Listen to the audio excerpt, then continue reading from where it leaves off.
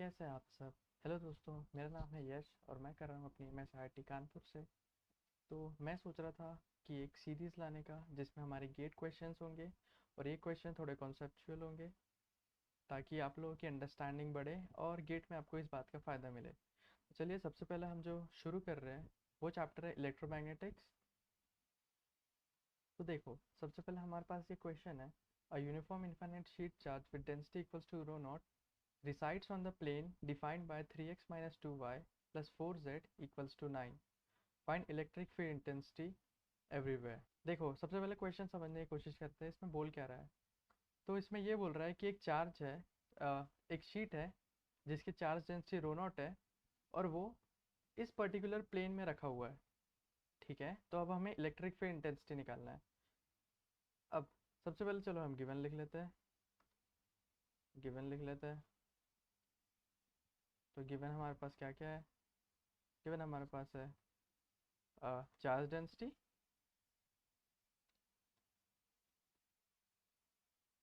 ना देखो, यहाँ सबसे इम्पोर्टेंट ये है कि ये चार्ज डेंसिटी दिया है बस इसने, बट क्योंकि ये शीट है इसलिए ये ऑब्वियसली ये है सरफेस चार्ज डेंसिटी, मतलब ये है चार्ज अपॉन एरिया, क्योंकि इस केस में जो चार्ज है वो पूरे एरिया में फैला हुआ है। हम वॉल्यूम चार्ज डेंसिटी भी पढ़ते हैं, उस केस में जो होता है वो जो चार्ज होता है वो पूरा वॉल्यूम में फैला हुआ होता है, पर यहाँ बस चार्ज अपॉन एरिया लिखेंगे हम। अब यहाँ हम लिख देंगे इक्वल्स टू रो नॉट।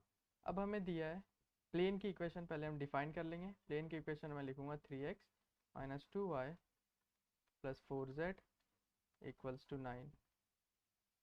अब मैं 9 को यहाँ ले जाता हूँ, तो ये थोड़ा इजी रहेगा हमारे कैलकुलेशन परस्पेक्टिव से। और राइट, ये 9 यहाँ चला गया इक्वल्स टू 0। अब देखते हैं कि ये क्या रहा है, हमें समझ में नहीं आ रहा है कि प्लेन की इक्वेशन है कैसी। चलो मैं आपको इस प्लेन की इक्वेशन में दिखा देता हूँ। देखो, मैंने ऑनलाइन प्लॉटिंग से ये ग्राफ बना लिया है इस चीज़ का। तो आप देख सकते हैं, चलो ये है z एक्सिस, ये x एक्सिस और ये है y एक्सिस। ओके, तो हम देख सकते हैं कि ये प्लेन कुछ इस तरीके से स्लैंट वे में फैला हुआ है। ठीक है, और यहाँ इसके ऊपर चार्जेस रखे हुए हैं। ठीक है, तो हम मान लेते हैं ये चार्जेस है।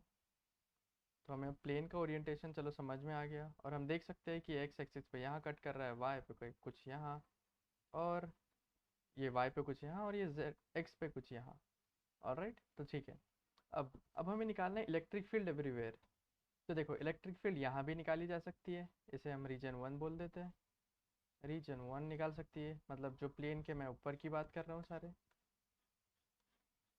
अब रीजन 2, यहाँ भी ये भी हो सकता है कि हम प्लेन के नीचे वाले रीजन के लिए निकालें। ठीक है, ऑलराइट। और तीसरा रीज़न ये होगा कि हमारा जो पॉइंट है वो मान लो ये शीट के ऊपर ही है। ठीक है, तो मैं इसको कह दूंगा रीजन नंबर 3। ठीक है, तो अब चलो शुरू करते हैं। अब चलो हम नेक्स्ट पेज ले लेते हैं इसका। तो देखो, सबसे पहले मैं आपको फॉर्मूला बता देता हूँ कि यूनिफॉर्म इनफाइनाइट इनफाइनाइट अगर कोई शीट होती है, ठीक है, तो उसके लिए इलेक्ट्रिक फील्ड हम डिफाइन कैसे करते हैं। इलेक्ट्रिक फील्ड इक्वल्स टू रो, जो कि चार्ज डेंसिटी है, अपॉन 2 एप्सिलॉन नॉट इनटू, यहाँ बहुत इंपॉर्टेंट चीज़ होती है जो आपको बहुत अच्छे से याद रखना है, वो होता है ए एन कैप। यहाँ पे जो ए एन कैप है वो है यूनिट नॉर्मल वेक्टर। तो मैं ए एन कैप डिफाइन कर लेता हूँ सबसे पहले। A n cap is the unit vector perpendicular from the plane. ठीक है,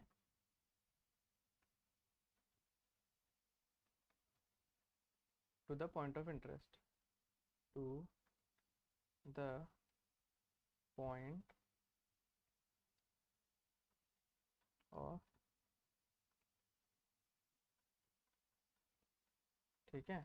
अब एक कॉमन कॉमन डाउट होता है जिसे मैं क्लियर कर देता हूँ। ठीक है, देखो,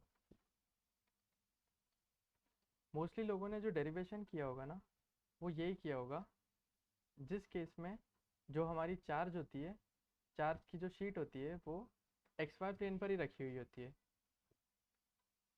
ठीक है। तो उस केस में जो इलेक्ट्रिक फील्ड हो जाता है, ठीक है, वो हो जाता है rho upon 2 epsilon naught into, इसको हम सीधा ए जेड वेक्टर ही लिख देंगे, ठीक है। क्योंकि ये शीट क्योंकि एक्स वाई प्लेन में है, तो इसका जो हमारा परपेंडिकुलर वेक्टर होगा वो जेड प्लेन में ही होगा, ठीक है। इसलिए हम ए जेड वेक्टर लिख देते हैं। बट यहाँ यहाँ देखो, यहाँ इंपॉर्टेंट है कि जो शीट है हमारी वो एक्स वाई प्लेन पे नहीं रखी हुई है, इसलिए यहाँ जो है सिर्फ ए जेड वेक्टर आएगा ही नहीं, ठीक है। तो आप ये डाउट अपना क्लियर कर लो। तो देखिए देखिए हमारे पास क्या क्या नोन है, हमारे पास सरफेस चार्ज डेंसिटी नोन है, एप्सिलॉन नॉट नोन है जिसकी value 8.854 into ten power -12। But हमें जैसे यूनिट नॉर्मल वेक्टर नहीं पता, तो यूनिट नॉर्मल वेक्टर निकालने के लिए हमें एक वेक्टर निकालना होगा जो कि इस प्लेन से परपेंडिकुलर हो, ठीक है। तो अब वो वेक्टर हम वेक्टर निकालने के लिए हमारे पास एक बहुत इंपॉर्टेंट टूल है जो हमने मैथ्स में वैसे ही पढ़ा हुआ है, जिसे हम कहते हैं ग्रेडियंट, ठीक है। तो हम किसी भी अगर फंक्शन का ग्रेडियंट निकाल किसी भी स्केलर फंक्शन का ग्रेडियंट निकालते हैं तो हमें वो एक परपेंडिकुलर वेक्टर निकाल के देता है, तो हम उसी की मदद यहाँ लेंगे, ठीक है, यूनिट नॉर्मल वेक्टर निकालने के लिए, ठीक है। तो जैसे कि ग्रेडियंट हमें परपेंडिकुलर वेक्टर देता है, बट हमें यहाँ चाहिए यूनिट नॉर्मल वेक्टर, ठीक है। तो यूनिट वेक्टर निकालने के लिए हमें कोई भी वेक्टर होता है उसके मैग्नीट्यूड से डिवाइड करना पड़ता है, ठीक है। तो सिंपल डेल पी हमें एक परपेंडिकुलर वेक्टर दे देगा, और इस तरीके से हम इसके मैग्नीट्यूड से डिवाइड करके एक यूनिट नॉर्मल वेक्टर निकालें। ऑलराइट, चलो हम ग्रेडियंट निकाल लेते हैं। सबसे पहले ग्रेडियंट ऑफ पी ये होगा partial derivative with respect to x, और हम फंक्शन लिख देते हैं 3x minus 2y plus 4z minus 9 I cap plus del by del y 3x minus 2y plus 4z minus 9 j cap plus del by del z 3x minus 2y plus 4z minus 9 k cap, ठीक है। अब ये directional derivative with respect to x है, तो इसमें y और z के terms को हम कांस्टेंट की तरह ट्रीट करेंगे और उनका डेरिवेटिव 0 आ जाएगा, तो ठीक है। इसका मतलब यहाँ बस 3 ही एग्जिस्ट करेगा, तो 3i कैप। सिमिलरली यहाँ पर -2 एग्जिस्ट करेगा, -2j प्लस, सिमिलरली यहाँ आप देखो तो x और y कांस्टेंट की तरह ट्रीट होंगे, और 9 तो वैसे भी कांस्टेंट है ही, तो यहाँ बस 4 एग्जिस्ट करेगा, ठीक है, k कैप। ऑल राइट, अब हम इसका एक मैग्नीट्यूड भी लिख लेते हैं, magnitude of gradient of p, ठीक है। इसका मैग्नीट्यूड क्या आएगा, 3 का स्क्वायर प्लस 2 का स्क्वायर प्लस 4 का स्क्वायर,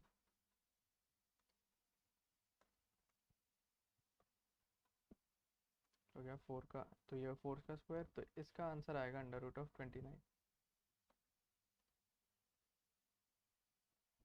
तो अब हम एन वेक्टर लिख लेते हैं, तो n vector equals to 3i minus 2j plus 4k upon √29। अब देखो, अब यहाँ पे एक बहुत इंपॉर्टेंट चीज़ें आएगी, केसेस, ठीक है। तो सबसे पहले हम केस 1 लेंगे, मैं आपको समझाता हूँ कि केसेस है क्यों, ठीक है।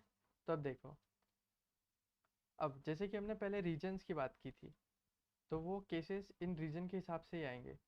अब देखो, अगर हमारा कोई भी पॉइंट इस शीट के ऊपर है तो हमारा जो एन वेक्टर है वो पॉजिटिव होगा, और अगर कोई भी पॉइंट इस शीट के नीचे है जिसका मतलब रीजन 2 में है, तो हमारा जो एन वेक्टर है उसके आगे एक नेगेटिव का साइन आएगा। बस इतना ही करना है हमें, बस आगे देखो, cases 1 when point is eight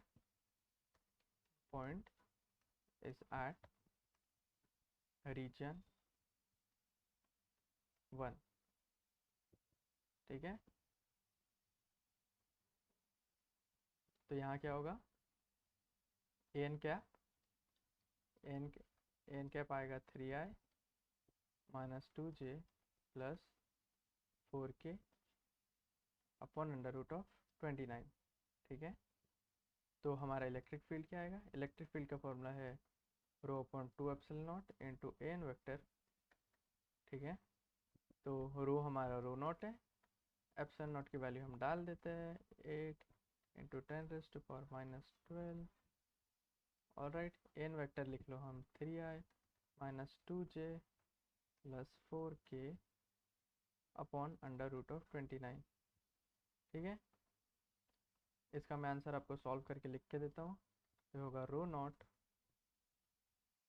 तो देखो मैंने इलेक्ट्रिक फील्ड लिख दिया है यहाँ पर, तो यहाँ हमारी इलेक्ट्रिक फील्ड होगी rho naught into 1.345i minus 2.09j plus 4.192k cap into 10⁻10 volt per metre. ठीक है, अब देखो हम दूसरा केस देखते हैं। केस 2, जब हमारा पॉइंट होगा, पॉइंट इज इन रीजन 2। ठीक है, तब इसके लिए हमारा जो एन वेक्टर है वो सिंपली एक नेगेटिव के साथ खुलेगा, तो ये होगा 3i minus 2j plus 4k upon under root of 29। ठीक है, तो सिंपल हम यहाँ पर वो सब्स्टिट्यूट कर देंगे, rho naught upon 2 epsilon naught into minus 3i minus 2j plus 4k upon under root of 29। तो हम वैल्यू सब्स्टिट्यूट कर देंगे, तो यहाँ पर बस एक माइनस का डिफरेंस आ जाएगा, minus rho naught into 3.145 i minus 2.09 j plus 4.192 k cap, alright, into 10⁻10। तो हो गया इलेक्ट्रिक फील्ड सेकेंड केस में। अब हम केस 3 की बात कर लेते हैं। देखो केस 3 बहुत ही सिंपल सा है, बस लॉजिक है। अगर हमारा पॉइंट होगा रीजन नंबर 3 में, तो देखो चलो इसे हम थियोरेटिकली समझते हैं। ठीक है, मान लो ये कोई शीट है, यहाँ पे हमारा पॉइंट है और यहाँ कुछ चार्जेस है। ठीक है, अब हम देखते हैं कि इस चार्ज के कारण यहाँ पर जो है इलेक्ट्रिक फील्ड हो ये डायरेक्शन में ऐड करेगी, इस चार्ज के कारण ये डायरेक्शन में, इस चार्ज कारण ये डायरेक्शन में, इस चार्ज कारण ये डायरेक्शन में, इस चार्ज कारण ये डायरेक्शन में। अगर हम नेट देखेंगे तो जितने भी चार्जेस प्लेन के इस साइड लाई कर रहे हैं और जितने भी चार्जेस प्लेन के इस साइड लाई कर रहे हैं, दोनों की इलेक्ट्रिक फील्ड इस पॉइंट पे एक दूसरे को कैंसिल कर देगी। ठीक है, तो इस केस में क्या होगा, इलेक्ट्रिक फील्ड जो है हमारा डायरेक्टली ज़ीरो आ जाएगा, इसमें सोचने की ज़रूरत ही नहीं। ठीक है, तो इसी तरीके से ये क्वेश्चन एंड होता है। इसके बाद में इसका सेकंड पार्ट भी लाने वाला हूँ। उस सेकंड पार्ट में हम इलेक्ट्रिक फील्ड किसी पर्टिकुलर पॉइंट पे निकालेंगे, तो हम देखेंगे कि किसी पर्टिकुलर पॉइंट पे इलेक्ट्रिक फील्ड कैसे निकालते हैं। तो आप इसका सेकंड पार्ट भी ज़रूर देखिए इसका कॉन्सेप्ट क्लियर करने के लिए। चलो थैंक यू।